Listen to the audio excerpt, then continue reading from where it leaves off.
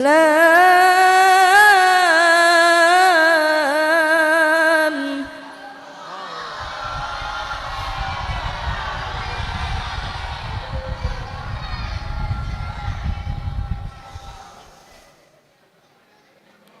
ومن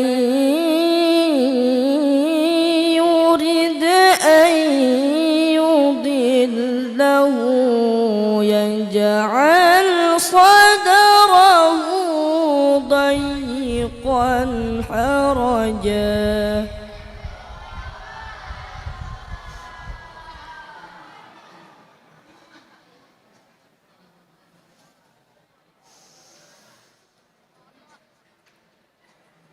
يجعل صدره ضيقا حرجا كأنما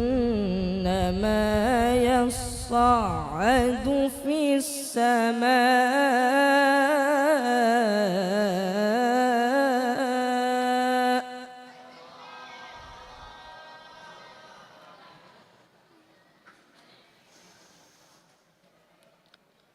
كذلك يجعل الله الرجس على الذين لا يؤمنون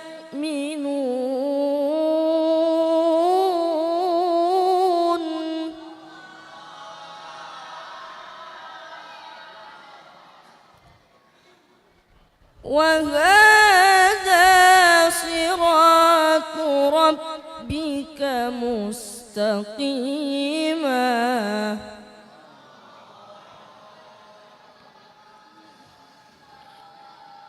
قد فصلنا الآيات لقوم يذكرون صدق الله العظيم.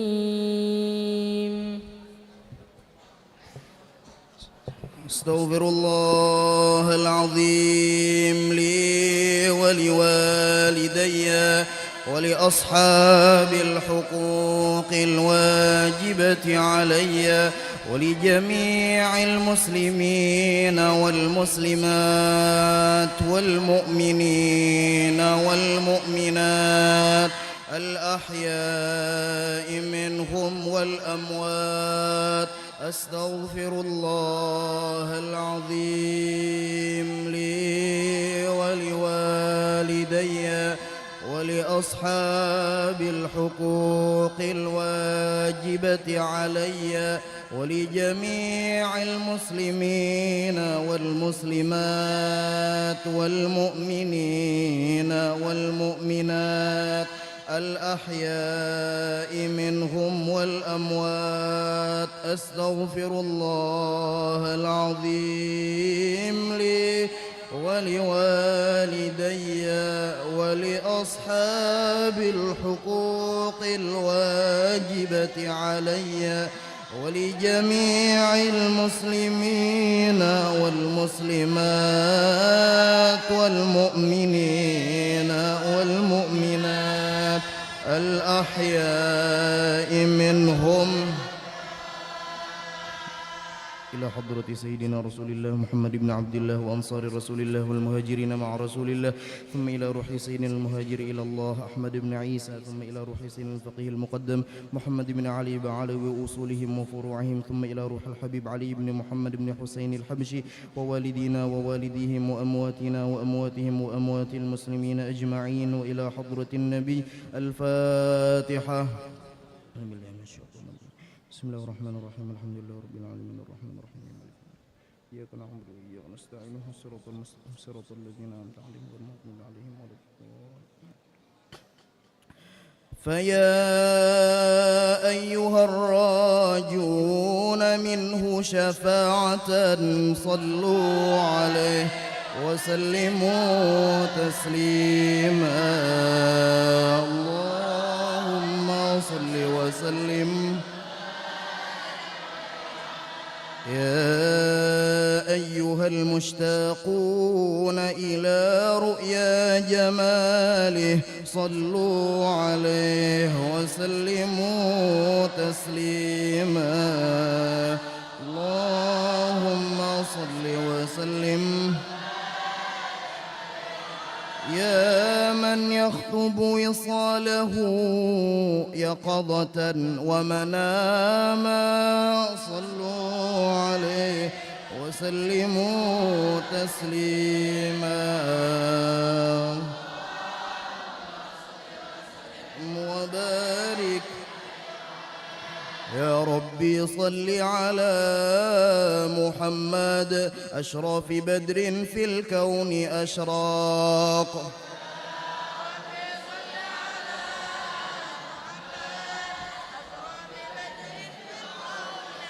يا ربي صل على محمد أكرم داع يدعو إلى الحق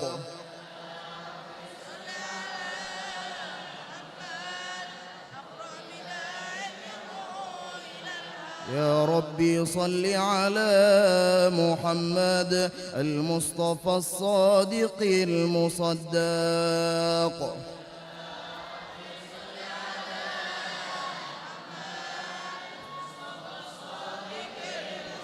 يا ربي صل على محمد أحلى الورى منطقا وأصداق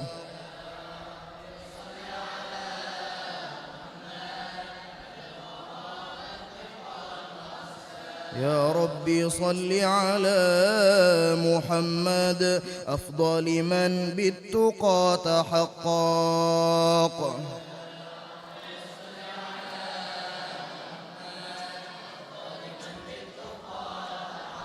يا ربي صل على محمد من بالسخاء والوفاء تخلق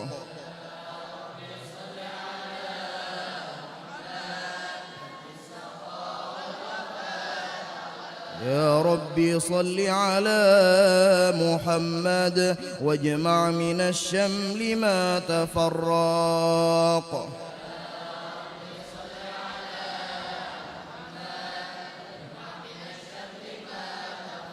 يا ربي صل على محمد واصلح وسهل ما قد تعوق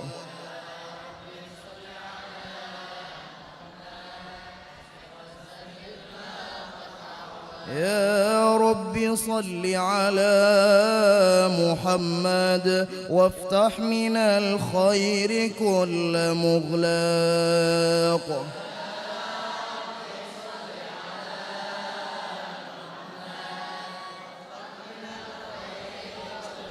يا ربي صل على محمد وآله ومن بالنبي تعلق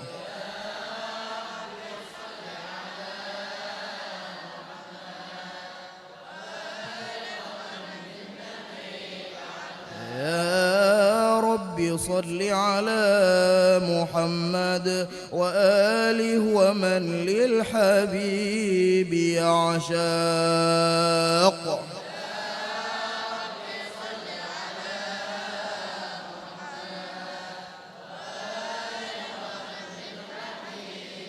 يا ربي صل على محمد ومن بحبل النبي توثاق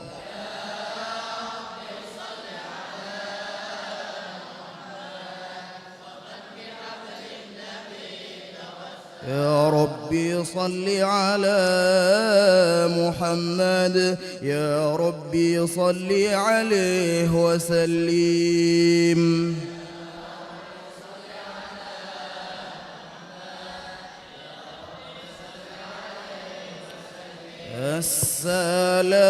السلام عليك زين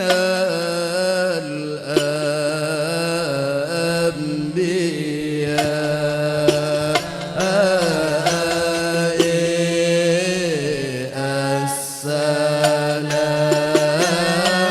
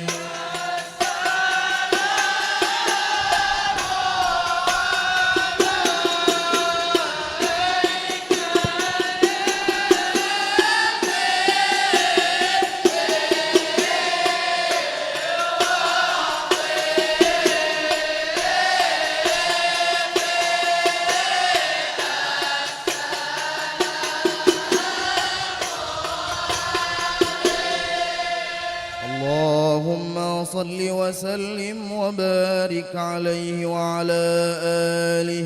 أعوذ بالله من الشيطان الرجيم. لقد جاءكم رسول من أنفسكم عزيز عليه ما عنتم حريص عليكم بالمؤمنين رؤوف رحيم. فإن تولوا فقل حسبي الله لا إله إلا هو عليه توكلت وهو رب العرش العظيم. إن الله وملائكته يصلون على النبي يا أيها الذين آمنوا صلوا عليه وسلموا تسليما. اللهم صل وسلم. بسم الله الرحمن الرحيم. الحمد لله القوي سلطانه، الواضح برهانه، المبسوط في الوجود كرمه وإحسانه. تعالى مجده وعظم شانه، خلق الخلق لحكمة وطوى عليها علمه، وبسط لهم من فائض المنة ما جرت به في أقداره القسمة. فأرسل إليهم أشرف خلقه وأجل عبيده رحمة تعلقت إرادته الأزلية بخلق هذا العبد المحبوب، فانتشرت آثار شرفه في عوالم الشهادة والغيوب. فما أجل هذا المن الذي تكرم به المنان، وما أعظم هذا الفضل الذي برز من حضرة الإحسان. صورة كاملة ظهرت في هيكل محمود، فتعطرت بوجودها أكناف الوجود، وطرزت برد العوالم بطراز التكريم.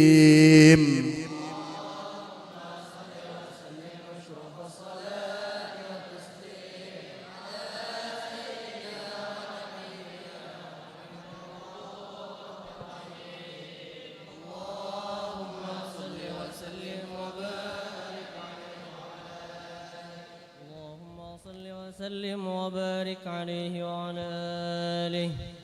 تجلى الحق في عالم قدسه الواسع تجليا قضى بانتشار فضله في القريب والشاسع، فله الحمد الذي لا تنحصر أفراده بتعداد، ولا يمل تكراره بكثرة ترداد، حيث أبرز من عالم الإمكان صورة هذا الإنسان ليتشرف بوجوده الثقلان، وتنتشر أسراره في الأكوان.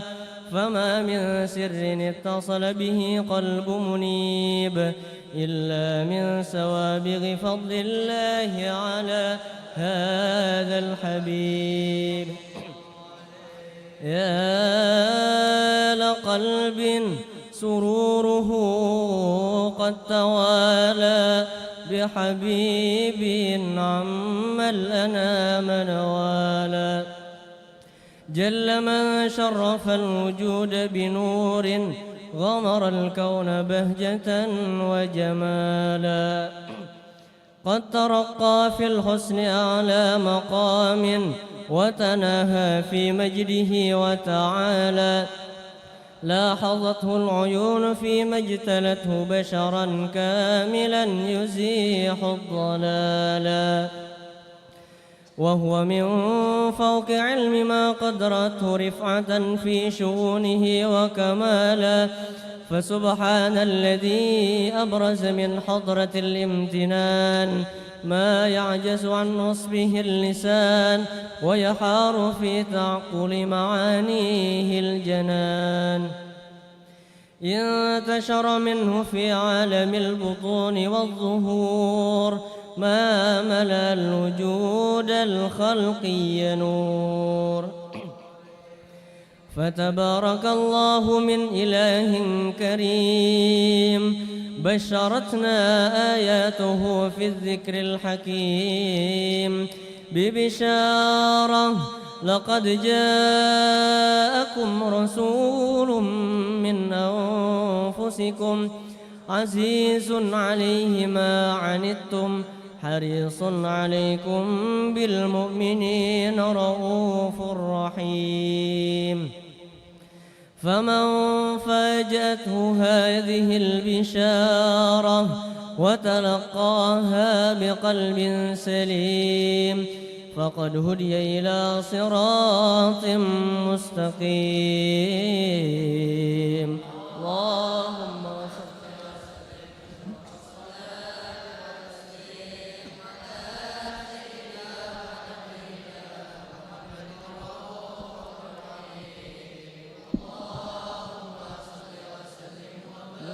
بارك عليه وعلى آله. اللهم صل وسلم وبارك عليه وعلى آله. وأشهد أن لا إله إلا الله وحده لا شريك له، شهادة يعرب بها اللسان عما تضمنه الجنان من التصديق بها والإذعان، تثبت بها في الصدور من الإيمان قواعده، وتلوح على أهل اليقين من سر ذلك الإذعان والتصديق شواهده. وأشهد أن سيدنا محمدًا العبد الصادق في قوله وفعله، والمبلغ عن الله ما أمره بتبليغه لخلقه من فرده ونفله، عبد أرسله الله للعالمين بشيرا ونذيرا، فبلغ الرسالة وأدى الأمانة، وهدى الله به من الأمة بشرا كثيرا، فكان في ظلمة الجهل للمستبصرين سراجا وقمرا منيرا. فما أعظمها من منة تكرم الله بها على البشر، وما أوسعها من نعمة انتشر سرها في البحر والبر. اللهم صل وسلم بأجل الصلوات وأجمعها وأزكى التحيات وأوسعها على هذا العبد الذي وفى بحق العبودية وبرز فيها في خلعة الكمال، وقام بحق الربوبية في مواطن الخدمة لله، وأقبل عليه غاية الإقبال، صلاة يتصل بها روح المصلي عليه به، صلاة يتصل بها روح المصلي المصلي عليه به، فينبسط في قلبه نور سر تعلقه به وحبه، ويكتب بها بعناية الله في حزبه، وعلى آله وصحبه الذين ارتقوا صهوة المجد بقربه، وتفيأوا ظلال الشرف الأصلي بوده وحبه، ما عطر الأكوان بنشر ذكراهم نسيم.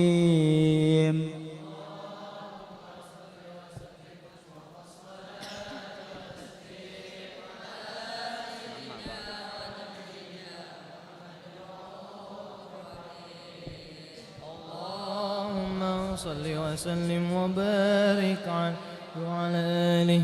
أما بعد، فلما تعلقت إرادة الله في العلم القديم بظهور أسرار التخصيص للبشر الكريم بالتقديم والتكريم، نفذت القدرة الباهرة بالنعمة الواسعة والمنة الغامرة، فانفلقت بيضة التصوير في العالم المطلق الكبير عن جمال مشهود بالعين، حامل لوصف الكمال المطلق والحسن التام والزين، فتنقل ذلك الجمال الميمون في الأصناب الكريمة والبطون، فما من صلب ضمه إلا وتمت عليه من الله النعمة، فهو القمر التام الذي يتنقل في بروجه ليتشرف به موطن استقراره وموضع خروجه، وقد قضت الأقدار الأزلية بما قضت، وأظهرت من سر هذا النور ما أظهرت، وخصصت به من خصصت، فكان مستقره في الأصلاب الفاخرة والأرحام الشريفة الطاهرة، حتى برز في عالم شهادة بشرا لا كالبشر، ونورا حير الأفكار ظهوره وبهر، فتعلقت همة الراقم لهذه الحروف بأن يرقم في هذا القرطاس ما هو لديه من عجائب ذلك النور معروف، وإن كانت الألسن لا تفي بعشر معشار أوصاف ذلك الموصوف تشويقا للسامعين من خواص المؤمنين وترويحا للمتعلقين بهذا النور المبين، وإلا فأنى تعرب الأقلام عن شؤون خير الأنام. ولكن هزني إلى تدوين ما حفظته من سير أشرف المخلوقين وما أكرمه الله به في مولده من الفضل الذي عم العالمين. وبقيت رايته في الكون منشورة على مر الأيام والشهور والسنين، داعي التعلق بهذه الحضرة الكريمة ولاعج التشوق إلى سماع أوصافها العظيمة. ولعل الله ينفع به المتكلم والسامع، ولعل الله ينفع به المتكلم والسامع، ولعل الله ينفع به المتكلم والسامع، فيدخلان في شفاعة هذا النبي الشافع ويتروحان بروح ذلك النعيم. اللهم صل والصلاة والتسليم على سيدنا ونبينا محمد الرؤوف الرحيم. اللهم صل وسلم وقد آن للقلم أن يخط ما حركته فيه الأنامل مما استفاده الفهم من صفات هذا العبد المحبوب الكامل وشمائله التي هي أحسن الشمائل. وهنا حسن أن نثبت ما بلغ إلينا في شأن هذا الحبيب من أخبار وآثار ليتشرف بكتابته القلم والقرطاس وتتنزه في حدائقه الأسماء والأبصار. وقد بلغنا في الأحاديث المشهورة أن أول شيء خلقه الله هو النور المودع في هذه الصورة، فنور هذا الحبيب أول مخلوق برز في العالم، ومنه تفرع الوجود خلقا بعد خلق فيما حدث وما تقادم. وقد أخرج عبد الرزاق بسنده عن جابر بن عبد الله الأنصاري رضي الله عنهما قال: قلت يا رسول الله بأبي وأمي أخبرني عن أول شيء خلقه الله قبل الأشياء. قال: يا جابر إن الله خلق قبل الأشياء نور نبيك محمد صلى الله عليه وسلم من نوره.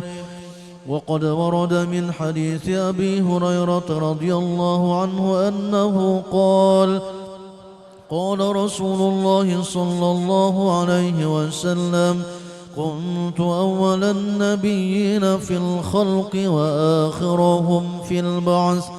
وقد تعددت الروايات بأنه أول الخلق وجودا وأشرفهم مولودا. ولما كانت السعادة الأبدية لها ملاحظة خفية اختصت من شاءت من البرية بكمال الخصوصية، فاستودعت هذا النور المبين أصلاب وبطون من شرفته من العالمين، فتنقل هذا النور من صلب آدم ونوح وإبراهيم حتى أوصلته يد العلم القديم إلى من خصصته بالتكريم أبيه الكريم عبد الله بن عبد المطلب ذي القدر العظيم، وأمه التي هي في المخاوف آمنة السيدة الكريمة آمنة، فتلقاه صلب عبد الله فألقاه إلى بطنها، فضمته أشاؤها بمعونة الله محافظة على حق هذه الدرة وصونها، فحملته برعاية الله كما ورد عنها حملا خفيفا لا تجد له ثقلا ولا تشكو منه ألما ولا عللا، حتى مر الشهر بعد الشهر من حمله، وقرب وقت بروزه إلى عالم الشهادة، لتنبسط على أهل هذا العالم فيوضات فضله، وتنتشر فيه آثار مجده الصميم. اللهم صل وسلم أشرف الصلاة والتسليم على سيدنا ونبينا محمد الرؤوف الرحيم.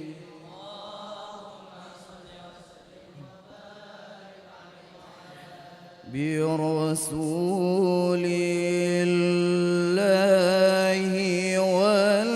والبدوي ورجال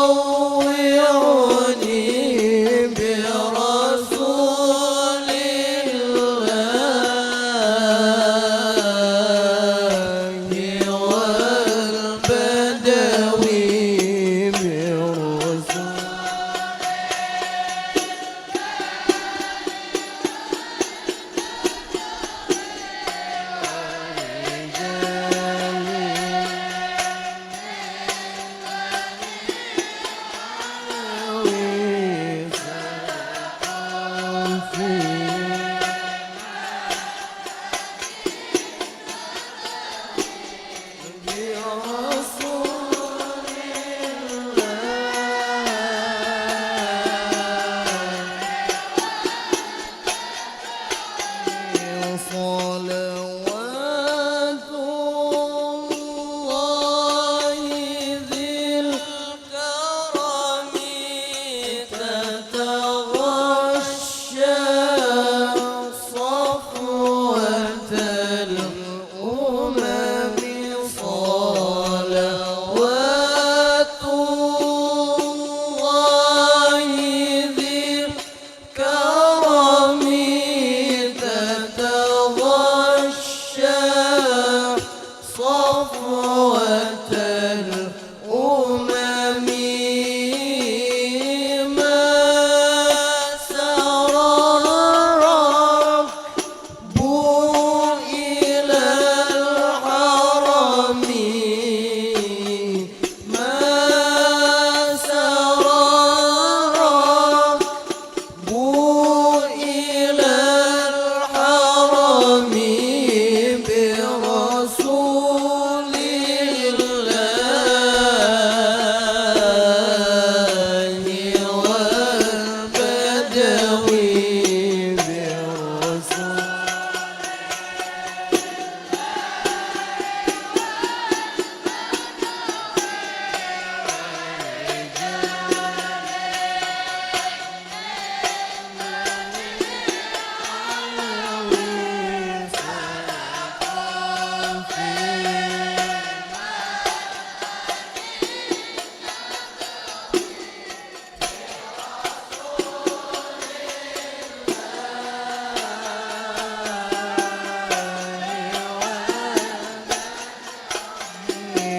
وعلى آل النبي الكرماء وعلى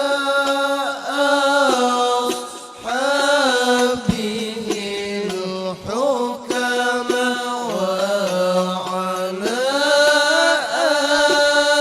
آل النبي الكرماء وعلى أصحابه الحكماء وعلى أتباعه العلماء وعلى أتباعه العلماء برسول الله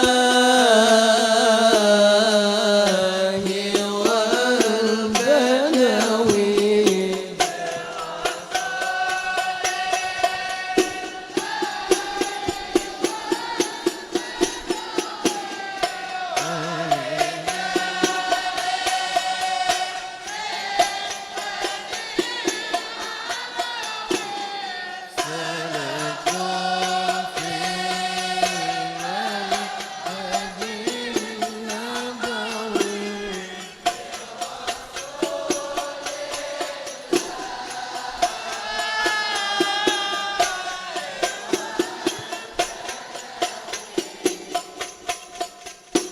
اللهم صل وسلم وبارك عليه وعلى آله ومنذ علقت به هذه الدرة المكنونة والجوهرة المصونة والكون كله يصبح ويمسي في سرور وابتهاج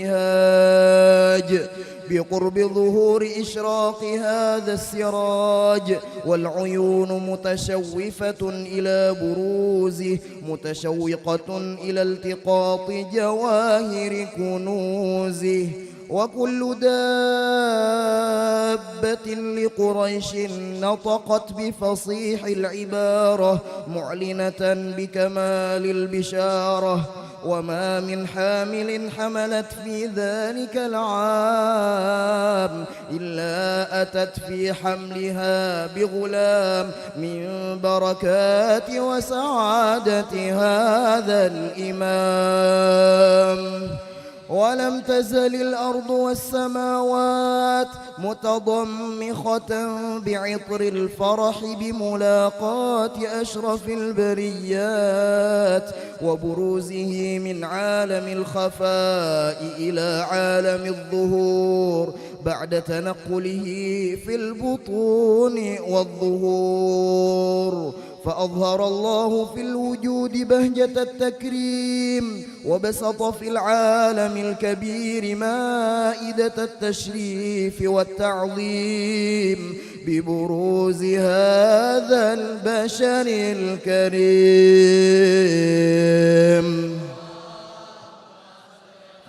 أشرف الصلاة والتسليم على سيدنا ونبينا محمد الرؤوف الرحيم.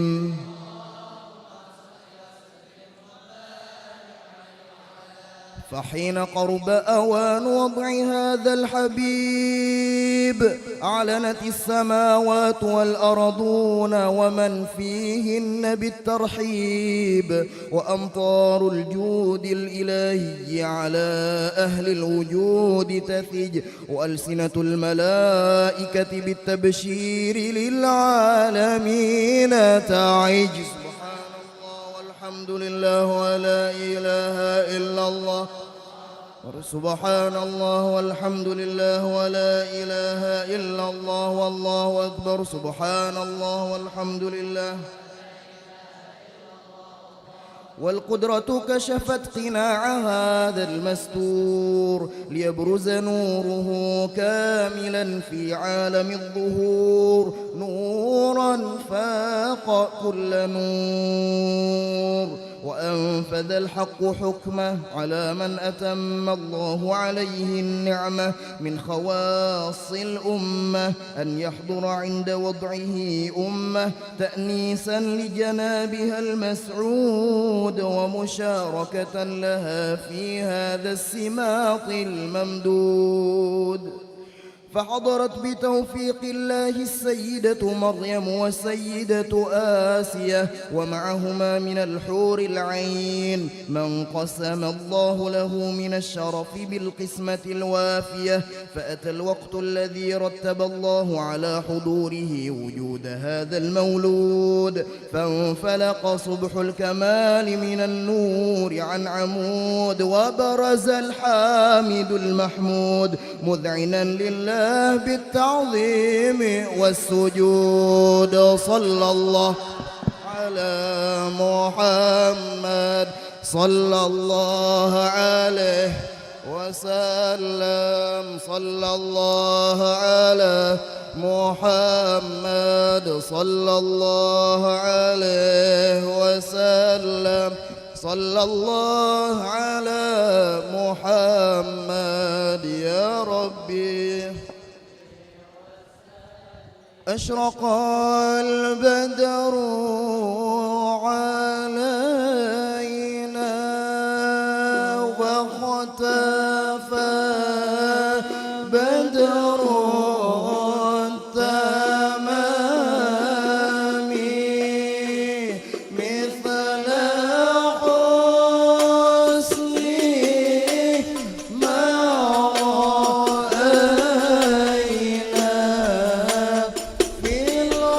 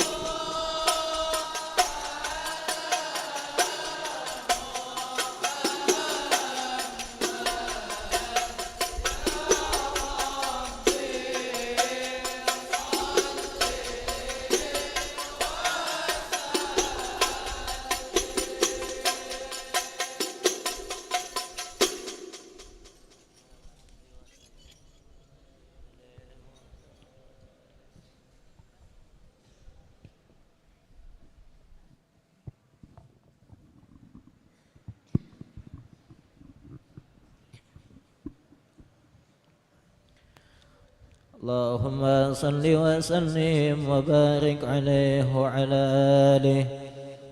ولقد اكتسب صلى الله عليه وآله وسلم من محاسن الأخلاق بما تضيق عن كتابته بطون الأوراق.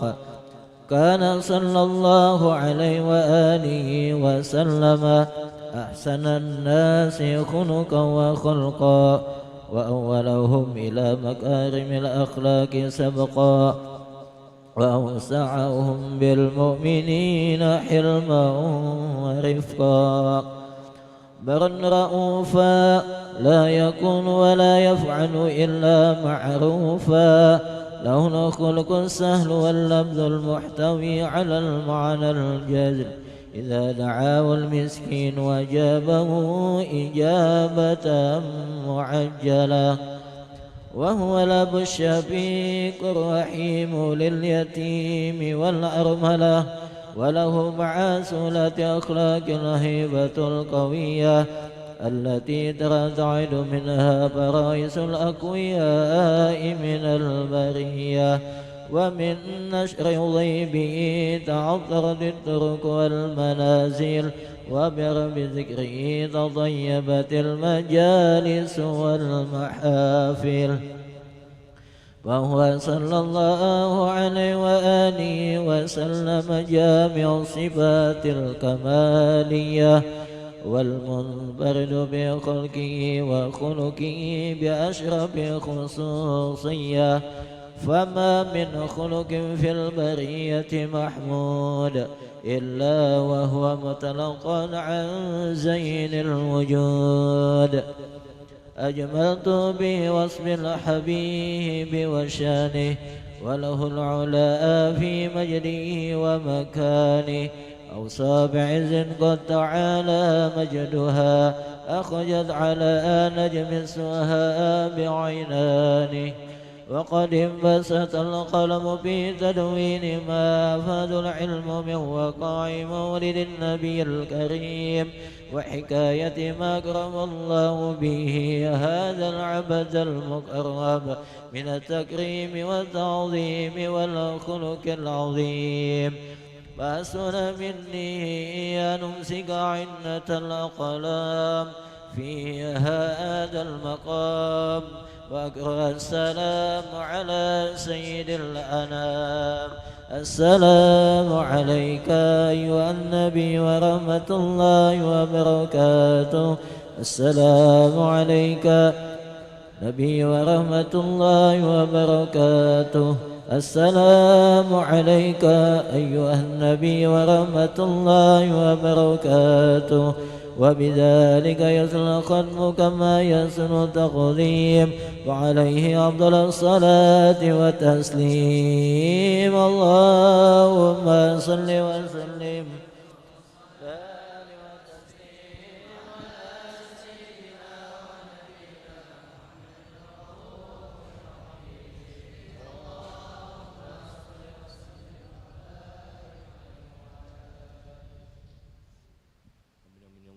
بسم الله الرحمن الرحيم. الحمد لله رب العالمين. اللهم صل وسلم على سيدنا محمد وعلى آله وصحبه أجمعين. اللهم صل وسلم على سيدنا محمد في الأولين. اللهم صل وسلم على سيدنا محمد في الآخرين. اللهم صل وسلم على سيدنا محمد في كل وقت وحين. اللهم صل وسلم على سيدنا محمد في الملأ الأعلى إلى يوم الدين. اللهم صل وسلم على سيدنا محمد وعلى آله وصحبه أجمعين.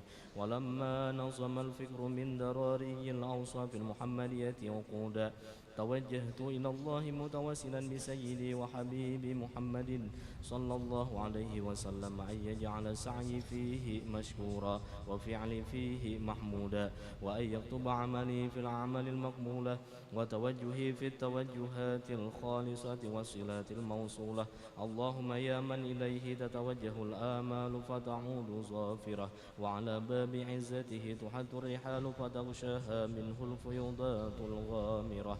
نتوجه إليك بأشرف الوسائل لديك سيد المرسلين عبدك الصادق الأمين سيدنا محمد الذي عمت رسالته العالمين أن تصلي وتسلم على تلك الذات الكاملة مستودع أمانتك وحفيظ سرك وحامل رايات دعوتك الشاملة الأب الأكبر المحبوب لك والمخصص بشرف الأفخار في كل موطن من مواطن القرب والمظهر قاسم إمدادك في عبادك وساقي كؤوس إرشادك لأهل ودادك سيد الكونين وأشرف الثقلين العبد المحبوب الخالص المخصوص منك بأجل الخصائص اللهم صل وسلم عليه وعلى آله وأصحابه وأهل حضرة اقترابه من أحبابه اللهم إنا نقدم إليك جاه هذا النبي الكريم ونتوسل إليك لشرف مقامه العظيم أن تلاحظنا في حركاتنا وسكناتنا بعين عنايتك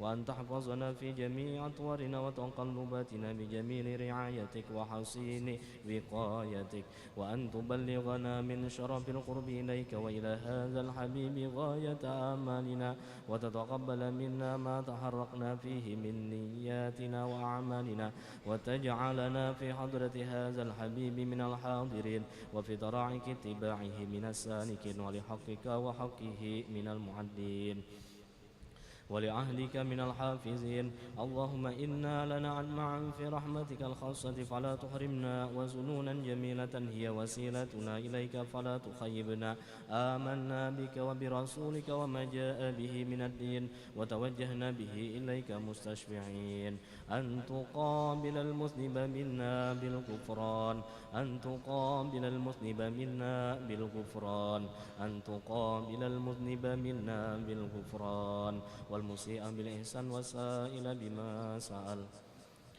والمؤمل بما أمل وأن تجعلنا ممن نصر هذا الحبيب ووزره ووله وظاهره وأم ببركته وشريف وجهته أولادنا ووالدينا وأهل قطرنا ووالدنا وجميع المسلمين والمسلمات والمؤمنين والمؤمنات في جميع الجهات وأدم راية الدين القويم في جميع الأقطار منشورة ومعالم الإسلام والإيمان بأهلها معمورة معنى وصورة واكشف اللهم قربة المكروبين واقض دين المدينين واغفر للمذنبين وتقبل توبة التائبين وانشر رحمتك على عبادك المؤمنين أجمعين واقف شر المعتدين والظالمين وابسط العدل بولاة الحق في جميع النواحي والأقطار وأيدهم بتأييد من عندك ونصر على المعاندين من المنافقين والكفار واجعلنا يا رب في الحصن الحسين من جميع البلايا واجعلنا يا رب في الحصن الحسين من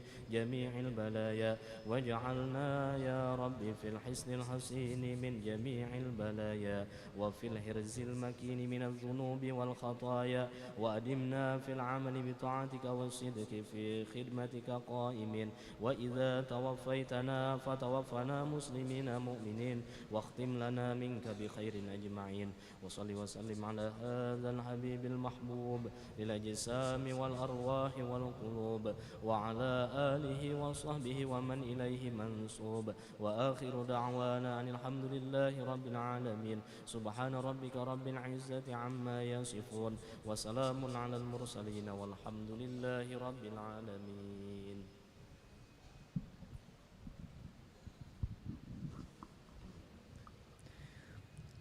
الذين آمنوا وتطمئن قلوبهم بذكر الله ألا بذكر الله تطمئن القلوب أفضل الذكر فاعلم أنه لا إله إلا الله لا إله إلا الله لا إله إلا الله سيدنا محمد رسول الله صلى الله عليه وسلم لا إله إلا الله لا إله إلا الله لا إله إلا الله لا إله إلا الله لا إله إلا الله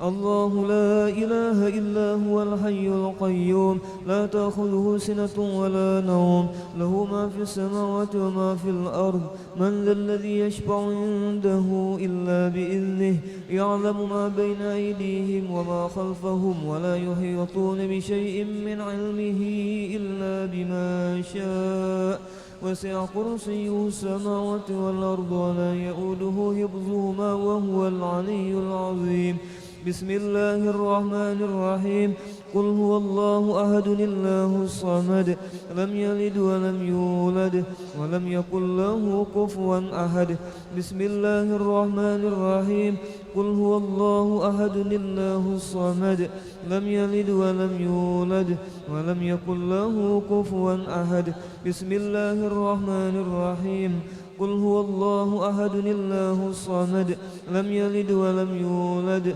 ولم يكن له كفوا أحد بسم الله الرحمن الرحيم قل أعوذ برب الفلق من شر ما خلق ومن شر غاسق إذا وقب ومن شر النفاثات في العقد ومن شر حاسد إذا حسد بسم الله الرحمن الرحيم قل أعوذ برب الناس ملك الناس إله الناس من شر الوسواس الخناس الذي يوسوس في صدور الناس من الجنة والناس آمين آمين يا الله بسم الله الرحمن الرحيم الحمد لله رب العالمين اللهم صل وسلم على سيدنا محمد النبي الأمين وعلى آله وصحبه إلى يوم الدين اللهم اجعل وأوصل وأهدي وبلغ وتقبل ثواب ما قرأناه وما عملناه من أنواع الخيرات في هذا المجلس المبارك هدية بالغة ورحمة نازلة وبركة شاملة وصدقة متقبلة نقدمها ونهديها إلى حضرة نبينا وحبيبنا وشفيعنا سيدنا ومولانا محمد صلى الله عليه وسلم ثم إلى أرواح آبائه وأزواجه وإخوانه من الأنبياء والمرسلين صلوات الله وسلامه عليه وعليهم أجمعين وعلى آل كل والصحابة والقرابة والتابعين وتابع التابعين ومن تبعهم بإحسان إلى يوم الدين ثم إلى أرواح الأربعة الأئمة المجتهدين ومقلديهم في الدين والعلماء العاملين والفقهاء والمحدثين والقراء والمفسرين وسادة الصوفية المحققين وأولياء الكون أجمعين وإلى أرواح جميع أموات المسلمين والمسلمات والمؤمنين والمؤمنات خصوصا إلى روح السيد الشيخ السيد محمد بن عبد الكريم السمن المدني وخليفته مولانا الشيخ محمد رشاد بن عبد الله البنجري والشيخ سعد الدين محمد طيب بن مفتي محمد أسعد تانيران ودتو أحمد بن مفتي محمد أسعد بالمau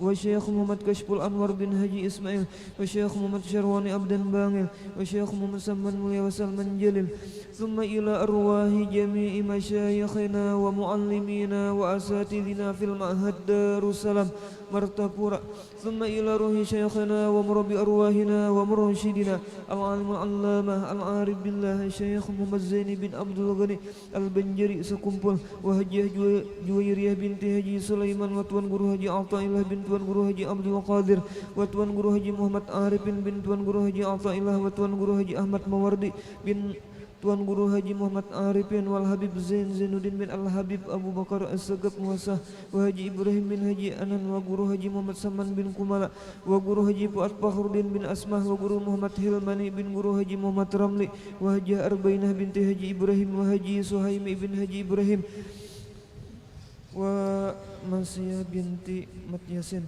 Galuh Samsiah binti Sahamin Hamdi Yusuf bin Basiah Mahmudah Hayati binti Hamdi Yusuf Reza Fakhruni bin Haji Syarqiyah ثم إلى روح صاحب المولد الإمام الحبيب علي بن محمد بن حسين الحبشي وإلى روح شيخنا ومرشدنا العالم الفاضل المكرم الشيخ محمد رضوان بن توان guru Haji Hasan Basri وأصولهم وفروعهم ثم إلى أرواح من أنفقوا أموالهم وجاهدوا بأموالهم وأنفسهم في هذا المعهد منهاج العابدين ووالدينا ووالديهم وأمواتنا وأمواتهم ثم إلى أرواح من ضاجعهم وقاربهم من أموات المسلمين والمسلمات كافة عامة من لهم زائر ولا زائر لهم وارحم الجميع برحمتك يا حنان يا منان يا أرحم الراحمين اللهم اغفر لهم وارحمهم وعافهم واعف عنهم اللهم اجعل قبورهم روضة من رياض الجنان ولا تجعل قبورهم حفرة من حفر النيران اللهم إن كانوا محسنين فزد بإحسانهم وإن كانوا مسيئين فتجاوز عنهم برحمتك يا أرحم الراحمين ربنا اغفر لنا ولإخواننا الذين سبقونا بالإيمان ولا تجعل في قلوبنا غلا للذين آمنوا ربنا إنك رؤوف رحيم وصلى الله على سيدنا محمد وعلى آله وصحبه وسلم والحمد لله رب العالمين وعلى من وبه مشايخنا إلى حضرة النبي الفاتحة.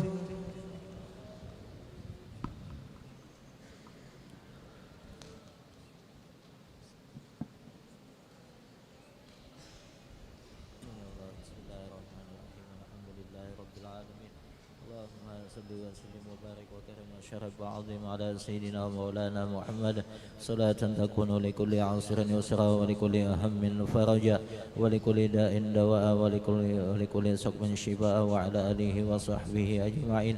اللهم إنا نسألك فهم النبيين وحفظ المرسلين وإلهام ملائكة المقربين. اللهم أغننا بالعلم وزينا بالحلم وأكرمنا بالتقوى وجملنا بالعافية يا أرحم الراحمين. يا مهيمن يا سلام سلمنا والمسلمين سلمنا والمسلمين سلمنا والمسلمين بالنبي خير الأنام وبأم المؤمنين. ربنا تقبل منا إنك أنت السميع العليم تب علينا إنك أنت التواب الرحيم. صلى الله على سيدنا محمد وعلى آله وصحبه وسلم. الحمد لله رب العالمين. يا ربي بالمصطفى بلغ مقام ما مضى يا واسع الكرم يا ربي بالمصطفى بلغ مقاصدنا لنا ما مضى يا واسع الكرم يا ربي بالمصطفى بلغ مقاصدنا اغفر لنا ما مضى يا واسع الكرم. تقبل الله منكم